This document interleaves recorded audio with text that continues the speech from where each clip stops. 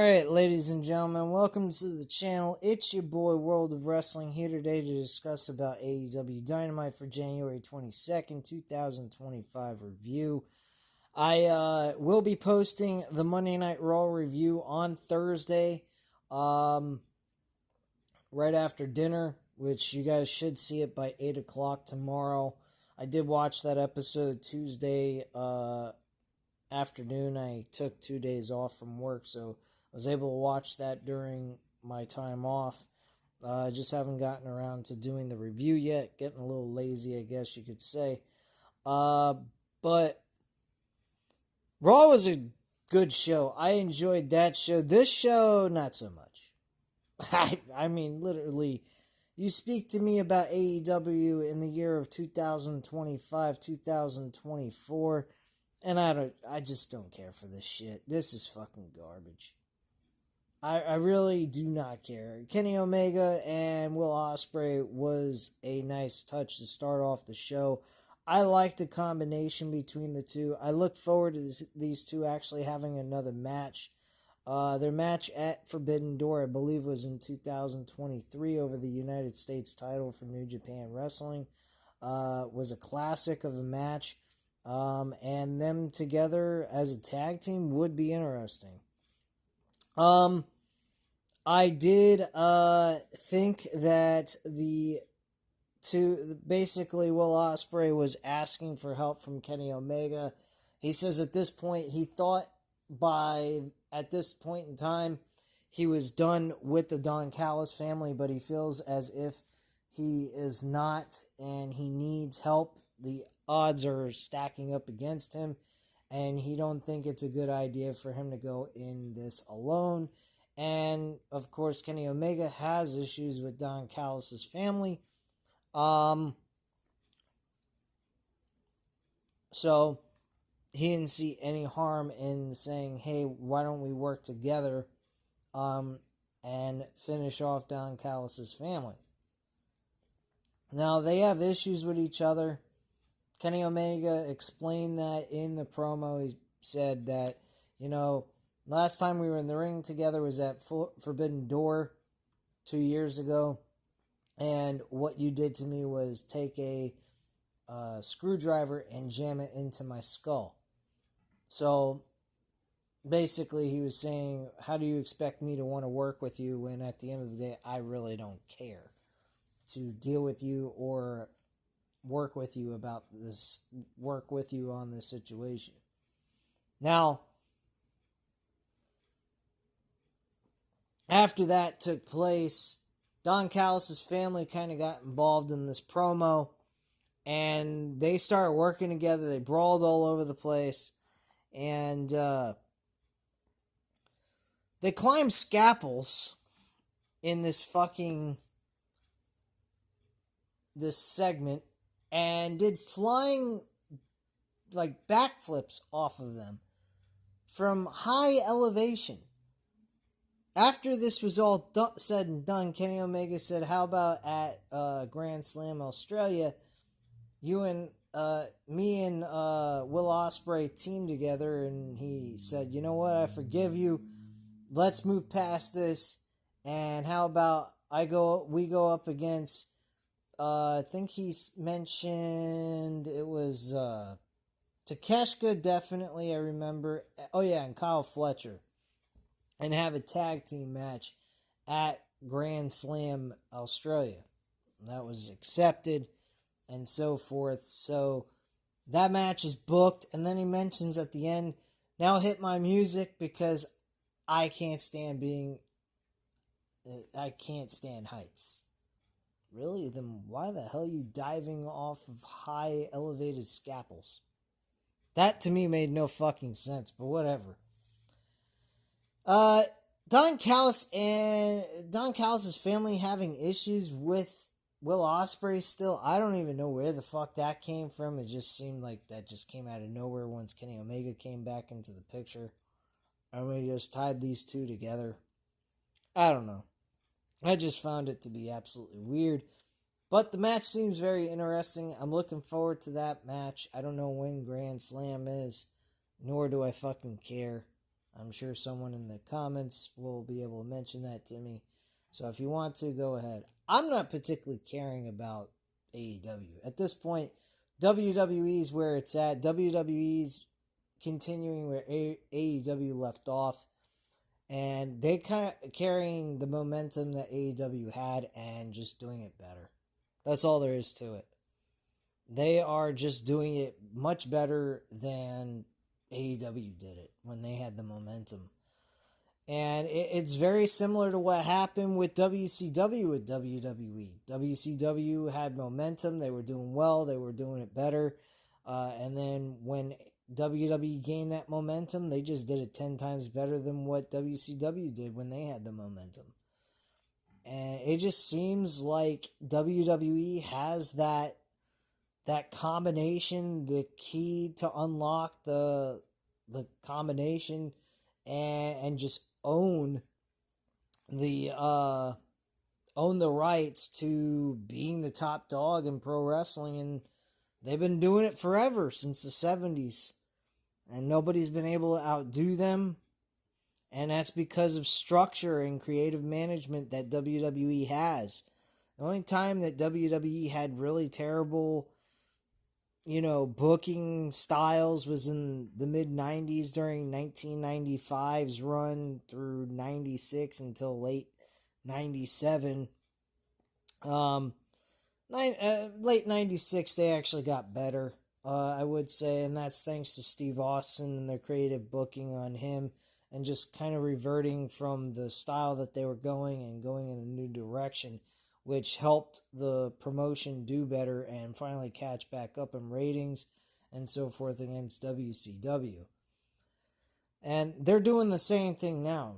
WWE is starting to become a little bit edgier while also being suitable for children and family members to go see the shows. They feel like they're acceptable for adults, and it's also for kids and so forth. So they kind of found that happy medium where it doesn't feel like you're watching a clown show for kids.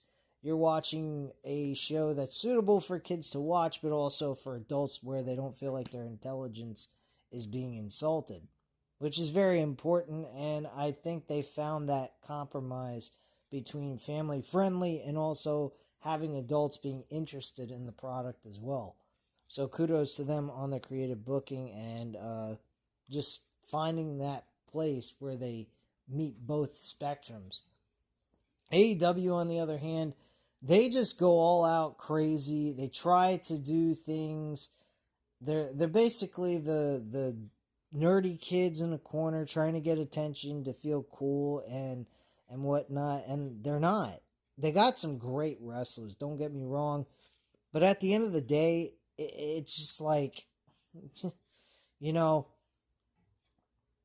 what are like a lot of these people are going. Brett Baker is now one of them. She ain't gonna be in AEW soon. She's on ice on Tony Khan's ice list. So I mean, with Ray Phoenix. So I'm pretty sure you're gonna see Ray Phoenix and Britt Baker in WWE eventually. Britt Baker will be a great fit for the women's division in WWE. There's all kinds of matches waiting for her to be to venture out on, and I just think that they have a lot to look forward to with her, and I think we're going to see something terrific for her in that promotion for her to see how things go. But she's got a lot of talent she'll be able to work with and so forth.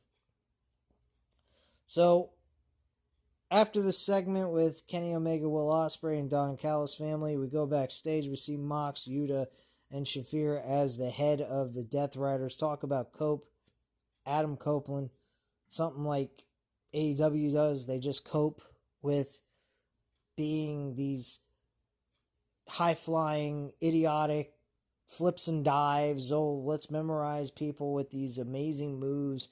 But nothing seems to get over with the crowd. You can notice now these crowds are feeling less and less and less. You can notice by the venues, they are smaller. I mean, it looks like something TNA used to work in back when they started getting some popularity. But they started from the bottom. I mean, the tier bottom where they'd have like maybe 1,000 people in a fucking arena, a mini size arena like what NXT has, and just basically do what NXT does and wrestle in front of a few thousand people if they're lucky, and then venture out into these larger venues that would have 3 to 5,000 capacity. But that was when they started coming up and growing popularity. They also, at a certain point, TNA on Spike TV at the time, now known as Paramount Plus, went ahead and they actually gained 1 million views per week on a more consistent basis. And then eventually they led to creative booking decisions that did not go in their favor towards the fans, and the fans pulled away from it. I think by 2014, late 2013, when AJ and Sting left, I think that is the point where TNA just fell right in the fucking toilet and nobody cared. Spike TV got rid of them. They went to these other channels that no one ever heard of. I don't even think exist anymore. And, they just went ahead and went in the toilet. At this point, you could watch TNA. You don't even need television. All you need is a TNA Plus app, and you can watch TNA every fucking week live in a living color on their their subscription, and you're good. You don't have to have Access TV, none of that shit. So, at the end of the day, AEW's falling apart. You can clearly see it from the venues, clearly see it from the crowds. The crowds are just not all that excited. They sound like what WWE was at when Vince McMahon was running the promotion from about, I'd say, 2018 to 2022. Very light, not really caring so much. I mean, you hear a few hollers and screaming for their wrestlers that they are trying to cheer for and so forth, but nothing too extravagant or anything compared to what they were when they first started on television, when they had Cody Rhodes. And Jon Moxley was a far better character on television. He was basically the people's champion along with Cody Rhodes. And now it's just a joke. It really is. I mean, Private Party defended their tag team titles tonight against the Hurt Syndicate, which was the first match on the show. And they're losing the fucking titles to Bobby Lashley and Shelton Benjamin. Why are we going to Bobby Lashley and Shelton Benjamin winning tag team titles? They have no business holding tag team gold. They're both older guys. They don't need them as the tag team champions. Private Party shouldn't even have had to defend these titles against this team.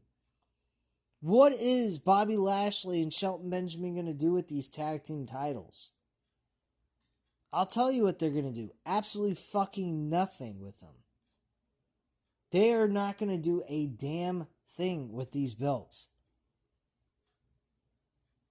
So, I don't know, man. But they won the titles. Match was okay.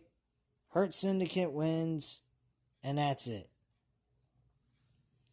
So, Bobby Lashley and Shelton celebrate. We get a video package highlighting the Women's World Championship match for Grand Slam Australia before going backstage, where Toni Storm is interrupted by Harley Cameron. The rookie Storm says there's no reason Cameron can't also wrestle in Australia, something Cameron looks pleased as punch to think about as we go to a commercial break. Okay. Then we have Jeff Jarrett. Holy shit. I did not pay one gosh darn attention to this entire promo. I got bits and pieces of it, and nor did I not care. I tuned this shit out the moment I heard his music hit. This Jeff Jarrett run to being World Heavyweight Champion is absolutely fucking mind-numbingly stupid. There is no reason in 2025 we should be getting a Jeff Jarrett run for a world title match. Jeff Jarrett is not an AEW original guy.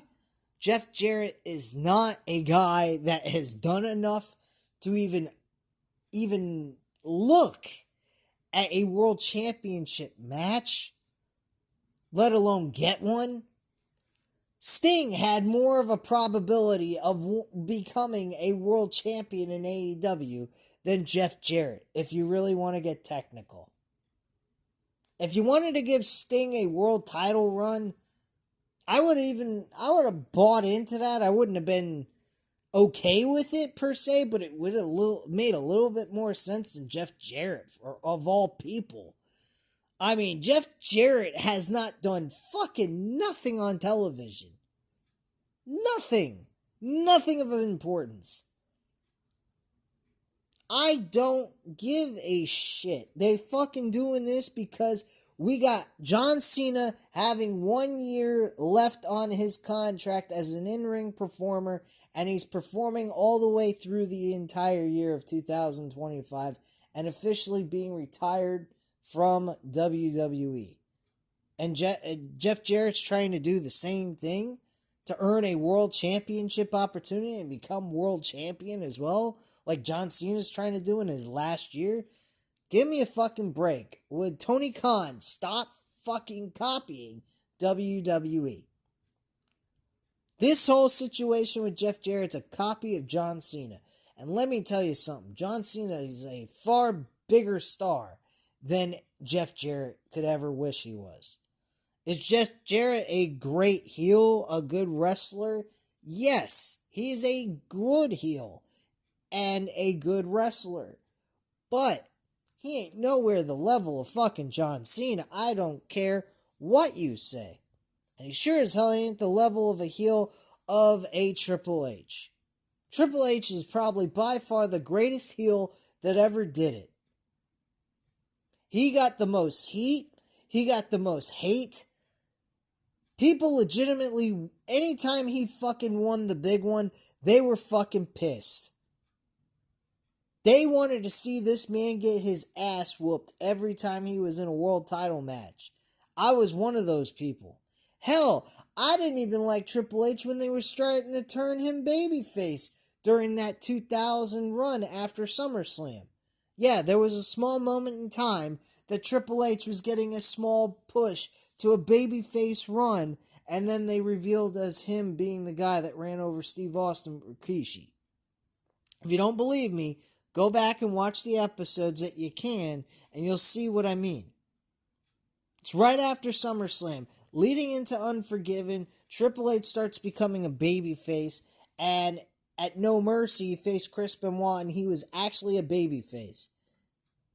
After they found out that Triple H was the guy that ran over Steve Austin Rikishi, Mick Foley was pissed. He thought that he was turning his life around. He was starting to be a genuine guy and a straight-up competitor, and he found out that nothing's changed. He's still the same piece of shit. So for 2 months, he was playing a babyface, and people were liking him. I still didn't give a shit about him, because I knew that was a crock of shit from Jump Street. Because I had a feeling he was the guy that ran over Steve Austin. Because he didn't like Steve Austin at that point in time at Survivor Series in 1999. So why not get rid of your biggest rival, or at least one of them anyway. So anyway, let me get back to what we were talking about. Jeff Jarrett. Oh yeah, the big fucking whoop. We hear from Jeff Jarrett, or maybe not, brother, because Karen speaks to him about how worried she was following the back and forth between Jarrett and MJF. Jeff assures her that he's got this before heading out to the ring. Jarrett heads out to the ramp, entering the ring with a microphone in hand to say hello to the volunteer state. He talks about a fellow Tennessean, Jerry the King Lawler, looking back to a match the pair were in where Jarrett was beaten down physically and verbally. When he went to the locker room, Jarrett was met by Lawler, who asked him what he was thinking, offering the advice to never get in the gutter with your enemies. Jeff says that sometimes it's good to be reminded of who you are, calling out MJF to settle things Southern style, as he promises to take Friedman out behind the woodshed and put him out of his misery. Someone ought to put you out of your misery, I'm sorry to tell you. Jarrett turns his attention to the Knoxville crowd, saying these fans gave him the gift of believing a 57-year-old man can become a world champion. Yeah, sure. If Tony Khan gives Jeff Jarrett the world title, I'm retiring from watching AEW. I am not fucking joking around. There is no business of this man winning a world championship. So Jeff calls out Mox now to come out here and talk, but it's Claudio's music that hits. Claudio's music that hits as Castagnoli catches Jeff Jarrett by surprise. Claudio grabs a microphone, telling Jeff Jarrett nobody gets to Mox without getting through him first. He tells Jarrett to stay out of their business, leaving through the crowd before Jarrett tells him to stop. He says Claudio knows him better than this. That he's gonna have to kill him to stop him. Mox is Jarrett's target, and but talks to Claudio about beating him next week for a shot at the World Championship. He's getting an instant title shot if he beats Castagnoli. This is fucking bullshit. Castagnoli says that beating Jeff lifeless is an interesting proposal, accepting the match before leaving through the crowd as we get a graphic for what's to come tonight. So, next up after that, we have the arrival of Megan Bayne during last week's women's casino gauntlet match. Has everyone talking. What the fuck? Back at ringside, Swerve Strickland makes his way down for our next contest. Coming down the aisle next is AR Fox. AR Fox and Swerve Strickland having a match. Where the fuck has AR Fox been all this time? He had a moment where he was doing some shit. I don't remember what he was involved in, but whatever. He loses Swerve Strickland. Okay television match, I guess you could say. Strickland starts to help Fox to his feet when Ricochet appears on screen, promising he will say what he needs to as we see him holding the scissors to Nana's neck.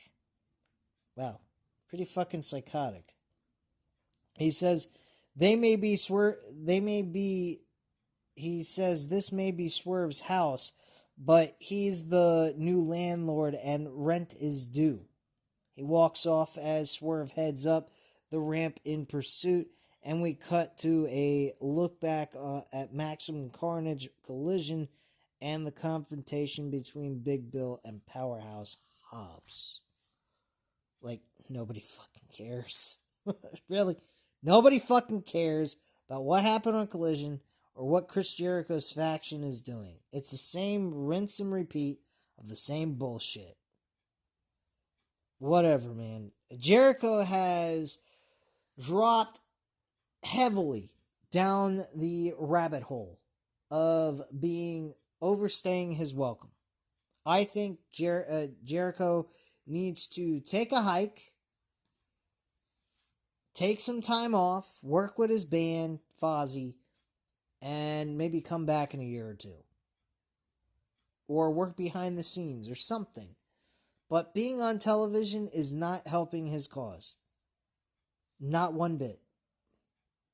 I am not a fan of his work right now. It is very stale, very boring, and nobody gives a shit. We cut to a New York Minute with Chris Jericho addressing what happened on Saturday, calling out Big Bill being the reason for their loss. Jericho says learning moments only work if you actually learn from them. This gives Bill the floor to call out Hobbs, challenging him to a match in Jacksonville before walking off, much to the apparent approval of the learning tree as we cut away. Wow. Back at ringside, MJF heads down to the ramp and into the ring, telling the man standing in the corner ready to wrestle to get out of his ring before he runs down Jarrett for not accepting his offer a couple of weeks ago. He talks about Jarrett being senile before insisting these fans don't love him anymore despite the fan chanting Double J to prove otherwise. MJF says that Jeff is about to learn that sometimes it's better to make a deal with the devil instead of defying him. He drops the mic, but his music is cut off by Hangman Page as he comes down the ramp. He jaws off with MJF, telling Friedman to get out of the ring as Page is meant to compete. And now the match is underway with Hangman Page versus Jay Shoop, an enhancement talent, where Hangman Page won in less than a few minutes. I'd say in less than 2 minutes or so. After the match, Page lays into Soup some more, hitting him with an angel wings before Christopher Daniel comes out with a brace on his neck and a mic in hand. Page runs up the ramp to yell at Daniels, who cuts him off to reveal that the buckshot lariat that he hit him with last Saturday added to all the previous injuries, and the doctors have advised him to never wrestle again. He says that Page won and the last match Daniels will ever wrestle, and hopes that makes Page happy. Daniel walks off. Page shouts to get the camera out of his face before we go to a break, and he looked very depressed and disappointed. Hangman Page is the most underutilized character on this show. He should be the guy going after the world title. He should be the focal point. He should be the guy leading AEW to victory over Moxley's crew. That's number one. Number two, we have him always playing these roles of emotional roller coasters, and he's constantly going ahead and feeling bad, and he was depressed at one point with the Elite and his buddies and blah, blah, blah, and he started drinking and becoming an alcoholic while being tag team champions with Kenny Omega back in year 1 or year 2, whatever. And the guy is just all over the place. You think the guy's a fucking bipolar psychopath, honestly. I don't see what the fuck is wrong with just making Hangman Page the focal point and the guy that should be leading AEW to victory over Moxley's group. And just win the fucking world title. Let's get to that story. Can we do that? I mean, Hangman Page has been doing nothing in 2024 but trying to chase after the world title. Going from babyface to heel with Swerve Strickland, that story. And what he did in that match against Swerve Strickland was just fucking psychotic at All Out. And it was insane, and I addressed that. I thought it was overkill, but it was excellent work by AEW to make him look like a fucking killer. And now he's doing nothing. He had 2 matches back to back with Jay White. Lost to him both times. Both times. I don't know how the fuck that works, but whatever. You know? And yet, this guy is sitting here getting all sad and depressed over Christopher Daniels, and he got an injury. And he injured him and ended his career. Good! Because that kind of motivation, that kind of thrive, is what's going to help Hangman Page become a world champion. and overcome Jon Moxley. Hangman Page is the opposite of Jon Moxley. They're both intense, but they both represent a different cause. Hangman Page should be the guy wanting to take care of business with Moxley's crew and caring about protecting the promotion that gave him his first world title run and trusted him to make him a star. AEW made him a star. I am going to admit that right here and now. They shortened his title reign prematurely, I think, going back and looking at all this. Yes, CM Punk's a great star. He's a big name, and holding that title is a great idea, but why not put your trust in somebody that's new, fresh, and someone that has not had the opportunity to do something that he was doing in AEW before? I just think, going back on that, I think that would have been the smart move, but that was then, this is now, and he's worse now than he was before. And that's because of the creative direction they put him in. It's fucking terrible. And I think he deserves better than that. Alright, we go back at how Dynamite kicked off, leading to the tag team confirmed. Tag team match confirmed for Grand Slam Australia and the Hurt Syndicate winning the tag team titles. Next we had Mercedes Moné walking backstage. She talks about wrestling all over the world and looks forward to wrestling in Australia with Harley Cameron looking to hope on the money train as she sings a nice little tune with her guitar for the champ. This was funny as shit. I will give Harley Cameron a lot of credit. I've never seen this woman wrestle all that much, but I will admit, this segment, she was entertaining as hell. This is something you would see that would go over well in WWE. I absolutely love this segment. I was laughing my ass off, and I thought it was fucking humorous as hell. Harley was great in this segment. Gotta give her props. Wrestling-wise, I have no idea what she's like. So Moné runs Harley down for having not even won a match in AEW, so it's a hard no from Mercedes as she walks off. Okay, great. Next we had Jamie Hayter, who looks like Donna from That 70s Show, going up against Julia Hart in a fair match, but did I care? No.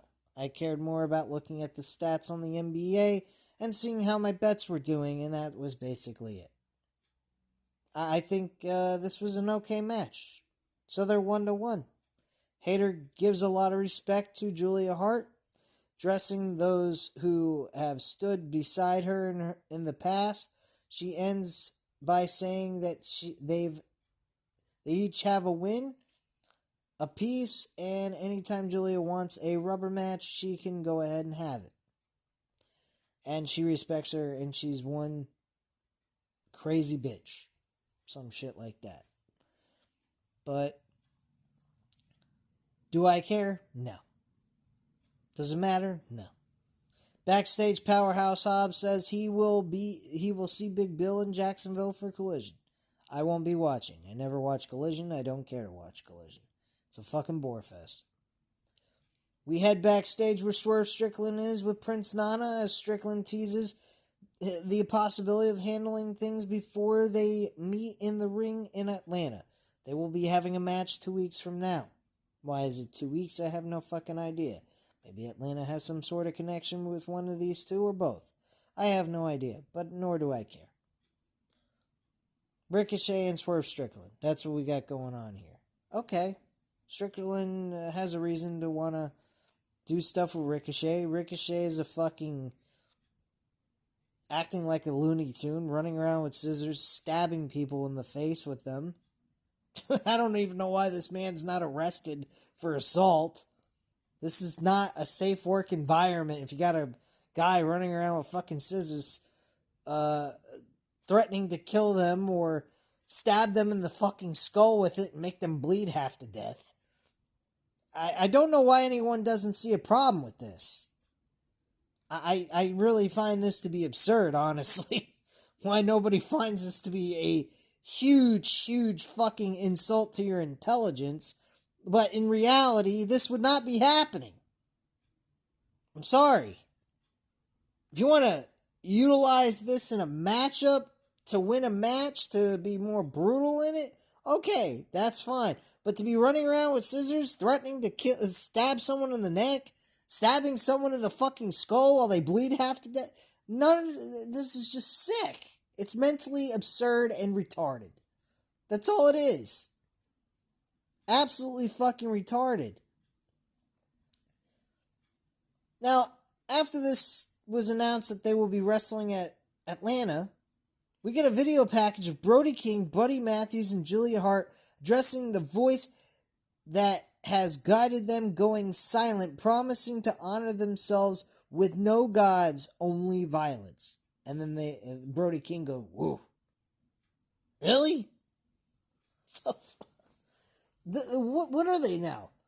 Are they still the House of Black? Or are they just three goons together just trotting around with each other? I don't get this shit. This is why I don't pay hardly any attention to this shit. Pretty much, guys, I will admit this. This is a fucking background noise while I look at my iPad or cell phone. This is a fucking joke. There's nothing here that excites me. And it's sad because I used to love AEW. I'm not a fan of this product anymore. Main event time. We had Rated R Superstar Adam Copeland. Or Rated R Superstar Cope. Yeah, that's what Tony Khan is doing. Coping. He's coping. Because he's in schmuck. With lots of money and just a kid with wet ears. Wet behind the ears. That's all fucking Tony Khan is. He don't have no fucking idea how to run a business correctly. That's why the Jacksonville Jaguars suck a dick. And then again, Jacksonville's from Florida, so why not another Floridian team that sucks? I mean, the fucking Tampa Bay Buccaneers couldn't beat the Washington Commanders, but the Washington Commanders are one game away from being the fucking Super Bowl with a rookie quarterback. Which, by the way, guys, never has happened. There's never been a rookie quarterback in the Super Bowl. I think there might have been a rookie quarterback in the conference championship, but I might be wrong about that too. This guy, Jaden Daniels, is a fucking great quarterback. And he gets past the Eagles, which the Commanders did that earlier this year in their second meeting. I don't know if that's going to happen again, but it's sure as hell going to be fucking close.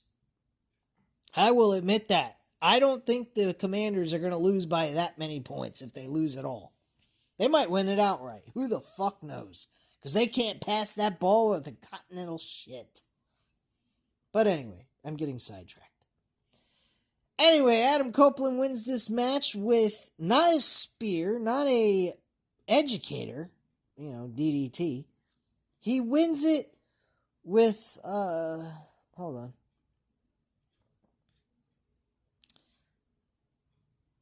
A tornado jackknife type shit? I don't know. But he wins it with a maneuver that he's never won with before. And he gets the 1, 2, 3 and the victory. And there you go. The match ends and there's no celebration on hand, however, as Cope is still hurt. And on screen we see the Death Riders beating down FTR and the Rock and Roll Express. Mox says he tried to warn Cope, but he should stay there as the Death Riders make their way through the crowd to ringside. The group gets in the ring, beating down Cope until Jay White makes his way out for the save. He fends off Yuta and Claudio on the ramp before rushing into the ring, but a low blow from Wheeler stops him from hitting Mox with a Blade Runner. This gives the Death Riders an opening to beat the Switchblade down now, sending White to the corner as Pac and Mox go after Copeland, leading to the world champion hitting a bulldog choke, or performing a bulldog choke on the Rated R Superstar. Satisfied with the damage they've done, the Death Riders leave the ring and head out through the crowd as Dynamite goes off the air. Wow. All intriguing stuff, guys. I mean, this was amazing Dynamite episode. Yeah, right. Excuse me while I don't give a shit. Anyway, guys, that's all I have to say at this time. About this wonderful, trashy fucking show known as AEW that used to be a successful show and looked like a possible contender against the WWE promotion.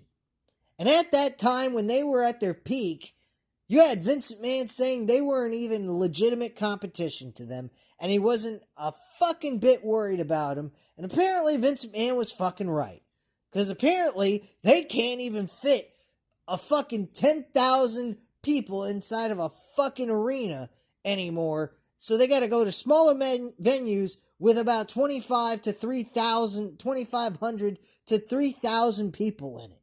Which is what TNA was doing at the time of their peak, starting from scratch, where they had no fucking money to their name outside of what Jeff Jarrett could put into it. And, yeah, that's what we got. Get the fuck out of here. AEW sucks. This is fucking bullshit. Anyway, guys, you know what to do. Hit the like button if you like this fucking video. Hit the subscribe button if you're not already subscribed to the channel. And leave a comment down below. I'll definitely get back to you on that. I thank you guys very much for watching. And have a great night, guys. Bye.